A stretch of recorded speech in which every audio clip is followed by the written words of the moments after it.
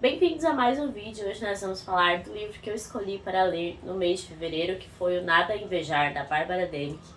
Como é bom ler um livro bem escrito, bem formulado. A escrita é sensacional, a forma com que você é absorvido pelas histórias pessoais que são contadas aqui, mas ao mesmo tempo recebe uma enxurrada de informações sobre a história da Coreia, sobre a guerra da Coreia, tudo isso de uma forma extremamente bem escrita.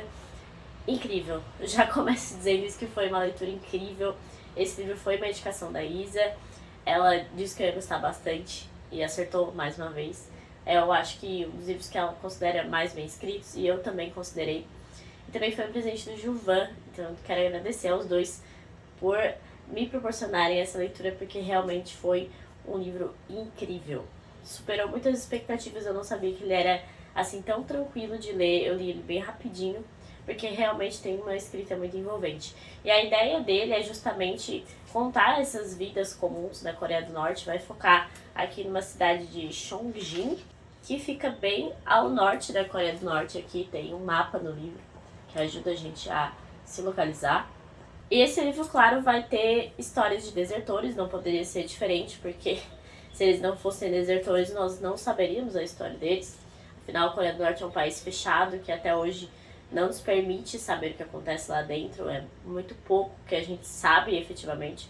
E a maioria das coisas que a gente sabe vem desses desertores, como esses aqui narrados nesse livro. E ele vai trazer a história desses desertores, mesclando com a história da Coreia, como eu comentei, e mesclando especialmente com a derrocada econômica que ocorreu na Coreia. Então a gente tem aqui o começo explicando como o Japão tinha dominado o país durante a Segunda Guerra Mundial, até o Japão se entregar, né, por conta das bombas que os Estados Unidos jogou. Aí acaba um grande período de ocupação do Japão na Coreia, e o que acontece é que os países aí que estão entrando em Guerra Fria, as duas potências que surgem da Segunda Guerra Mundial, Estados Unidos e União Soviética, simplesmente vão rachar no meio aquele país que até então era um país só, uma unificação, decidem rachar no meio com uma fronteira completamente artificial. E é assim que surge a Coreia do Sul e a Coreia do Norte. E é claro que eles vão entrar em guerra, a guerra da Coreia, por conta dessa divisão. A Coreia do Norte estava mais bem preparada, com a liderança de Kim Il-sung, que foi treinado aí pela União Soviética, né? Ele chegou aí a Moscou e tudo mais. Enquanto que a Coreia do Sul tinha menos contingente, menos pessoas, eles ficaram com um território menos preparado para isso. Então acaba que já no começo da guerra a parte norte vai ter bastante sucesso e só vai perder o sucesso de chegada a capturar Seul, só vai perder isso por conta de tropas norte-americanas que vão desembarcar aí no sul e conseguir de volta aquele território. Na época em que o armistício foi firmado, em 27 de julho de 1953, quase 3 milhões de pessoas tinham morrido e a península estava em ruínas. A fronteira permanecia mais ou menos ao longo do paralelo 38. Então, eles acabaram com a mesma fronteira e acabaram sem a independência que eles buscavam. A ideia era justamente ter essa unificação de volta, porque depois da ocupação do Japão, eles esperavam ser de novo um país independente, um país livre. É assim então que começa a Coreia do Norte como a gente conhece hoje, com Kim Il-sung, a dinastia Kim. E ele vai combinar elementos do confucionismo com o stalinismo. Ele tem uma vertente socialista bem nacionalista, fica bem nítido, né? E isso é acompanhado até hoje. É interessante que tem esses elementos aí de confucionismo que já existia na Coreia, mas nesse livro também vai mencionar que era um país muito cristão, antes, é claro, da Segunda Guerra, da ocupação do Japão e tudo mais. Que eu não fazia ideia, achei isso bem interessante, porque nunca tinha ouvido falar sobre isso. A Bárbara vai falar aqui no livro sobre a tentativa realmente do Kim de remodelar a natureza humana. Com essa finalidade, criou seu próprio sistema filosófico, o Juche, normalmente traduzido como autoconfiança. O Juche servia das ideias de Marx e Lenin sobre a luta entre senhores rurais e servos, entre ricos e pobres. Do mesmo modo, declarava que o homem, e não Deus, dava forma a seu próprio destino. É interessante que a gente lê tanto sobre isso em Os Demônios, em Dostoiévski, em Pais e Filhos, e a gente vê sendo aplicado isso de uma forma bem estrita aqui. essa retirada de qualquer valor, colocar o homem como o senhor do seu destino e ao mesmo tempo criar uma imagem de que o povo é escolhido para fazer isso, o povo norte-coreano é escolhido para levar o comunismo para as pessoas, mas primeiro você precisa implementar ele aqui, é claro. E quando você tira essa imagem de alguma coisa, de algum valor que as pessoas têm, basicamente elas caem numa endeusificação do próprio governante. Então a gente vê de forma muito nítida que até hoje os presidentes da Coreia do Norte são tratados como deuses. Então aqui no começo tem uma introduçãozinha em relação a isso, e depois a gente vai acompanhar as histórias de vida de pessoas que foram desertoras. Então a gente tem, por exemplo, a Mi-han, que é uma das primeiras que aparecem, e o pai dela lutou na Guerra da Coreia, provavelmente do lado errado, então ele foi um prisioneiro de guerra da Coreia do Norte, por isso que ela tem um sobrenome manchado e é muito difícil para ela ascender socialmente. Ela tem um namorado aí, que é o Jung Sang, namorado bem entre aspas, porque basicamente eles passam 6 anos para dar as mãos. É assim que o namoro deles se desenvolve. É até engraçado que o namoro é uma coisa bem diferente para eles do que é para nós ocidentais, né?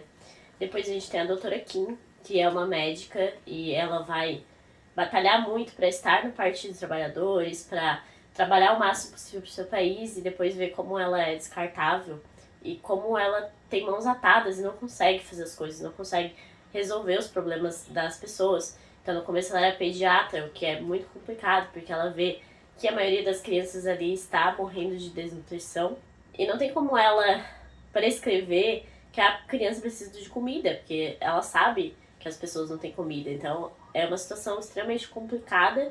Tem também a senhora Song. A senhora Song é uma ferrenha comunista, ela faz tudo certinho, ela não quer sair das regras comunistas. E o marido dela, inclusive, era uma pessoa que tinha uma profissão muito boa, porque ele era jornalista, então os jornalistas tinham uma importância gigantesca, afinal eles que propagavam as notícias falsas. Então ela teve dinheiro, teve comida por muito tempo, mas teve um momento que a crise foi tão grande que ela viu falecer por conta da fome, tanto seu marido quanto seu filho. E aí é nesse momento que ela tem esse ponto de virada, de começar a entender que as coisas não seriam tão boas como os seus ditadores estavam dizendo que eram. Então essas histórias que vão desenvolvendo aqui, e é interessante que a maioria das histórias são de pessoas que tinham dinheiro na época. O próprio Jung Sang, que é o namoradinho aí da Min-han, ele foi estudar em Pyongyang, então ele teve comida por muito tempo, teve aquecimento por muito tempo, coisa que as pessoas na cidade natal dele, que era o Chongjin, não tinham. Então ele se sentia muito privilegiado, ele via isso, mas é engraçado que o privilégio dele era simplesmente ter comida na mesa. Então é difícil você não se apegar a esse tipo de privilégio quando a outra opção é morrer de fome. Então é interessante ver como ele tinha esses momentos de não entender as coisas, de não entender por que as coisas eram daquele jeito. E quando teve a morte de um dos ditadores, o Kim Il-sung, ele percebe que não consegue chorar, que não consegue ficar triste. E todas as pessoas estão naquela histeria coletiva de chorar, se desesperar, e todo mundo tentando mostrar que ama o seu ditador, enquanto que ele fica nessa de não conseguir chorar.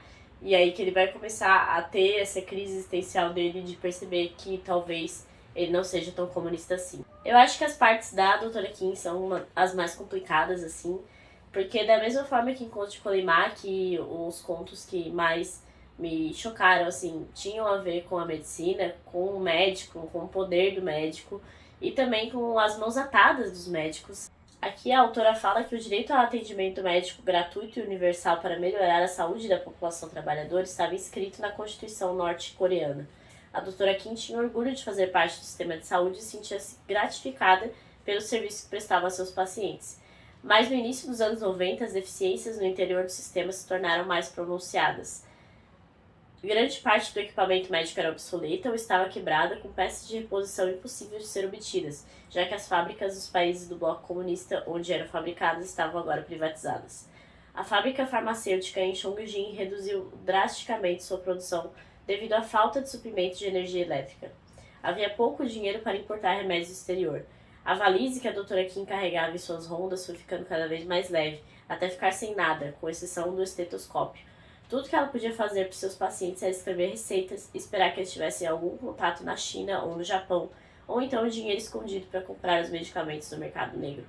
E aí, no decorrer da década de 90, a fome vai piorando, a crise alimentícia daquele país vai piorando, e a doutora Kim começa a aceitar comida em troca de prescrições médicas. Então, vai ficar uma coisa realmente muito predatória, muito pior do que qualquer sistema capitalista que você precisa pagar para receber uma prescrição médica. Aqui você tem que dar comida pro médico para que ele te prescreva alguma coisa. Então, é nítido como realmente não vale nem um pouco a pena. Como colocar direito à saúde na Constituição não vai fazer com que todo mundo tenha saúde instantaneamente, não vai fazer com que os médicos se tornem aí benevolentes que decidam passar prescrições gratuitamente para todo mundo. Não é assim que as coisas funcionam. Ainda sobre isso, a gente, lembrando sempre que estamos aí por 1994, 1995, a gente não está falando de União Soviética em 1930, a gente está falando de um país que sofre com isso até hoje. Aqui fala como geralmente a energia e a água funcionavam por 1 hora pela manhã e por 1 hora no início da noite, isso no hospital. As pessoas armazenavam água em grandes barris em casa, poucos dispunham de banheiras, que se tornavam focos de reprodução de bactérias. Ninguém tinha sabão. A febre tifoide é facilmente tratada com antibióticos, que em 94 eram quase inteiramente inacessíveis. Então a gente tem um país com várias doenças que já estavam erradicadas no resto do mundo, mas que por ausência de antibióticos, ausência de cuidados simples de limpeza, acabavam trazendo novamente à tona esse tipo de doença. Enquanto a doutora Kim tinha essa experiência no hospital, a gente tem Mihan, que é agora uma professora de colégio infantil, vendo a fome consumir os seus alunos, que também é terrível, assim, porque ela vê que eles já não têm mais nada para trazer de lanche para a escola, ela vê aquelas crianças subnutridas com a cabeça muito maior que o corpo, e passando, assim, mal na aula, não conseguindo prestar atenção em nada, simplesmente desmaiando na mesa e não tem o que ela fazer. O que máximo que ela pode fazer é realmente permitir que essa criança descanse e busque comida o máximo possível, porque é impossível ensinar pessoas nessas condições. E aí aqui tem a progressão do que ocorria com as crianças, e que provavelmente é o que elas faleciam depois, e isso que Minhan tentava não pensar para ela conseguir se manter viva, assim, porque é muito difícil você ver todas as pessoas ao seu redor falecendo por questões que poderiam ser, talvez, resolvidas, ou questões que você poderia ajudá-las, mas se você ajudá-las, você mesmo vai morrer de fome. Então, a progressão que acontecia com essas crianças é: primeiro, a família não era capaz de mandar a cota de lenha, depois desaparecia a lancheira, em seguida a criança parava de participar da aula e dormia durante o recreio, por fim, sem explicação, a criança parava de ir à escola. Ao longo de 3 anos, o número de matrículas no jardim de infância caiu de 50 para 15 alunos. E ela realmente vai criar essa resistência de não pensar no que acontecia com essas crianças, para que ela continuasse vivendo, porque senão seria completamente sustentável. A gente vê que é bem nítida a crise de fome mesmo que aconteceu na Coreia do Norte, no final, principalmente da década de 90. Em 1998, estimava-se que entre 600 mil e 200 milhões de norte-coreanos já haviam morrido em consequência da fome, o equivalente a cerca de 10% da população.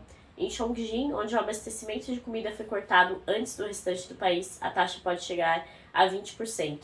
E é sempre muito difícil chegar nesses dados, porque afinal a Coreia do Norte não passa esses dados corretos. Então são todas estimativas de órgãos que ajudam naquele local. Entre 1996 e 2005, a Coreia do Norte receberia o equivalente a 2,4 bilhões de dólares de ajuda de alimentos, grande parte vinda dos Estados Unidos. E aqui, nesse capítulo, ele vai explicar, inclusive, que agências do Médicos Sem Fronteiras, por exemplo, acabaram saindo do país porque era insustentável. Eles não tinham como atuar naquele país. Primeiro porque eles só conseguiam chegar a Pyongyang, que é onde o país permitia a entrada dessas pessoas. Eles não permitiam que eles fossem para o interior. E era sempre muito maquiado. Então, em Pyongyang, sempre ocorria de parecer muito melhor do que era, porque esse era o intuito, mostrar o sistema comunista desse jeito. E a gente vê que eles recebiam e recebem até hoje muita ajuda dos Estados Unidos, enquanto que eles fazem uma propaganda de que os Estados Unidos é o diabo na Terra. É realmente desolador ver como não tem saída, porque ainda que os países ocidentais ajudem em crises como essa, a ajuda não vai chegar para as pessoas. Muitas vezes o próprio exército vai desviar a comida, por exemplo. A gente vê nos mercados negros comida que está em potes ou em sacos que tem a insígnia do exército. Então eles precisavam fazer isso também para conseguir sobreviver, é outra forma de sobrevivência. O mercado negro na Coreia do Norte se tornou um sinônimo de algo completamente corriqueiro e necessário. E o final desse capítulo é muito triste, porque ele vai falar que no final de 98, pior da crise de escassez de alimentos tinha passado, não necessariamente porque alguma coisa tivesse melhorado, e sim, como a senhora Song mais tarde conjecturou, porque havia menos bocas para alimentar. Todo mundo que era para morrer já tinha morrido. Então, realmente, vão sobreviver só os mais resistentes e, especialmente, que é até o título desse capítulo, que fala que os bons morrem primeiro, aqueles que conseguem trabalhar de forma clandestina, de forma ilegal em relação ao país, né? Porque lá tudo é ilegal. E, ao mesmo tempo, as pessoas que conseguem roubar, que conseguem se aproveitar de outras pessoas. E isso é muito triste, é a mesma coisa que a gente conversou já em Contos de Polimar, essa animalização do homem, porque ele precisa sobreviver e o instinto de sobrevivência vai acima de tudo. Para isso ele é capaz de matar, de roubar, enfim, é necessário. Então, sem distribuição de comida, não havia razão para o cidadão ficar em seu endereço fixo. Se permanecer parado significava morrer de fome, nenhuma ameaça que o regime fizesse poderia manter a pessoa em casa. Pela primeira vez, os norte-coreanos estavam perambulando por seu próprio país impunemente. Então, aumentou muito a população de moradores de rua, as crianças principalmente, tem até uma expressão que eles usam para essas crianças, que provavelmente perderam pai ou simplesmente os pais mandaram procurar comida em algum lugar, porque não conseguem mais alimentá-los em casa. E é interessante ver a progressão desse, porque lá no começo a gente tem uma população ainda que tenta ser aquela população comunista modelo para os outros países. Mas a partir dessa derrocada fica impossível, porque a fome consome tudo que eles têm. Então é muito difícil achar uma pessoa verdadeiramente comunista na época da década de 90, década de 2000. Isso é claro no interior, né? E é interessante observar também a forma com que isso acontece naturalmente dentro dessas pessoas, porque elas começam a se perguntar e não acham respostas. Porque, claro, elas foram doutrinadas a aceitarem tudo aquilo como um fim maior do país ser esse modelo comunista. Nós temos que pensar no povo, pensar no bem comum. Tudo isso é colocado muitas vezes aqui. Mas elas começam a se perguntar como que eu vou fazer isso, morrer de fome, o que que eu preciso fazer para ter comida, por que que a comida não está chegando na mesa das pessoas. E foi essa crise que permitiu tantas deserções, porque no começo dos anos 2000 eram pouquíssimas. Claro que as fronteiras são bem complicadas de atravessar. Você imagina que o país tem fronteira só com um país que não ajuda muito, tipo a China, a maior fronteira com a China. Então é claro que fica muito complicado de desertar. Mas imagina para uma pessoa que passou a vida inteira ouvindo que aquele governante é o pai da sua nação, que ele vai te prover tudo e que os Estados Unidos e a Coreia do Sul são canibais ou qualquer tipo de coisa pior que isso. Imagina chegar no ponto de conseguir desertar para esse tipo de país. Então precisa ser uma crise muito forte e uma crise interna muito forte também. Um pouco mais pra frente vai falar sobre os crimes políticos e tudo mais. E me lembra bastante o arquipélago com o artigo 58 da União Soviética. Aqui nós temos o artigo 52 do Código Criminal Norte-Americano, deslealdade à pátria. Qualquer cidadão da República que fuja para um país estrangeiro ou para o lado de um inimigo, incluindo a busca de asilo numa embaixada estrangeira, que auxilie uma organização ou cidadão de um país hostil, servindo como guia de viagem ou intérprete, ou fornecendo apoio moral ou material, estará sujeito à pena de morte. E o Código Criminal na Coreia do Norte limitava a pena de morte a assassinato premeditado, traição, terrorismo, atividades contra o Estado e atividade contra o povo. Mas essas definições eram vagas o bastante para incluir qualquer atividade que pudesse desagradar ao Partido dos Trabalhadores. Norte-coreanos que fugiram para a Coreia do Sul falaram de execuções nos anos 90 por adultério, prostituição, resistência à prisão, conduta inconveniente. E aí aqui no final do livro as coisas ficam um pouco mais leves depois de ler sobre tudo isso, porque vai contar sobre as deserções, sobre a vida deles na Coreia do Sul especialmente, né? E é muito interessante ver como tudo se torna uma novidade muito grande, a internet funcionando, um cabo que conecta um celular, todas essas coisas que para nós são tão corriqueiras, para eles são novidades incríveis e isso mostra até uma dificuldade deles de se integrarem nessa população, porque é muito triste o fato de que a Coreia é um país só, as pessoas têm os mesmos hábitos, eles têm até uma aparência muito parecida, assim, eles são muito parecidos, então é difícil de identificar um norte-coreano dentro da Coreia do Sul, mas ao mesmo tempo todos esses anos de atraso dificultam muito essa integração social deles, eles acabam não conseguindo fazer amigos, dificultando essa questão do emprego, porque, por exemplo, a doutora Kim, que é médica, não conseguia trabalhar como médica na Coreia do Norte, na Coreia do Sul, porque não era possível validar o diploma dela. Então, todos os estudos que eles faziam também eram tão obsoletos que eles não tinham utilidade. Então, eles chegam no país aí com seus 30, 40 anos, 50 às vezes, e não conseguem fazer nada com aquilo que eles aprenderam a vida inteira. Então, se mostra bem complicada essa integração. Mas, ao mesmo tempo, a história de todo mundo aqui tem um final, certamente, muito mais feliz do que se eles tivessem ficado na Coreia do Norte. Então não existe dificuldade que não seja muito mais tranquila do que o que eles passavam na Coreia do Norte. E a deserção da doutora Kim é bem chocante, porque ela vai chegar na China e vai ver um pote de arroz no chão, do lado de fora de uma casa, e ela fica pensando, meu Deus, como assim tem arroz no chão, na rua? O que eles estão fazendo com essa comida aqui fora? E na verdade era o pote de comida do cachorro daquela família. Então ela percebe que o cachorro na China come muito melhor do que qualquer pessoa abastada na Coreia do Norte. Isso vai deixar ela muito chocada e vai mostrar para ela realmente que não tinha mais o que ela fazer na Coreia do Norte. E ainda sobre essa questão da deserção, outra coisa interessante que eu não fazia ideia é que no artigo 111 da Constituição da Coreia do Sul, ela se apresenta como o governo legítimo de toda a Península Coreana, o que significa que todos os seus habitantes, inclusive os norte-coreanos, são automaticamente cidadãos. Então, quando um norte-coreano desertor chega no país, ele já é considerado cidadão, então tem, claro, todo o procedimento burocrático para isso. Ele recebe até um auxílio, então, por exemplo, uma pessoa mais velha vai receber aí um auxílio de $20.000 para conseguir se estabelecer na Coreia do Sul. Eu achei isso muito interessante, realmente eu não sabia que a Coreia do Sul era tão aberta a esses desertores. É claro que tem toda essa dificuldade que eu falei, mas é muito mais fácil do que ter um emprego muito bom na Coreia do Norte. Você já tem muito mais perspectiva, tanto de receber alguma coisa, quanto de ter comida na mesa. Então eu acho que isso que é o mais triste, realmente, para a população norte-coreana, essa dificuldade de ter comida. E esse colapso do sistema é nítido aí em todos os países comunistas, e a gente fica simplesmente esperando o dia que vai sucumbir em todos eles.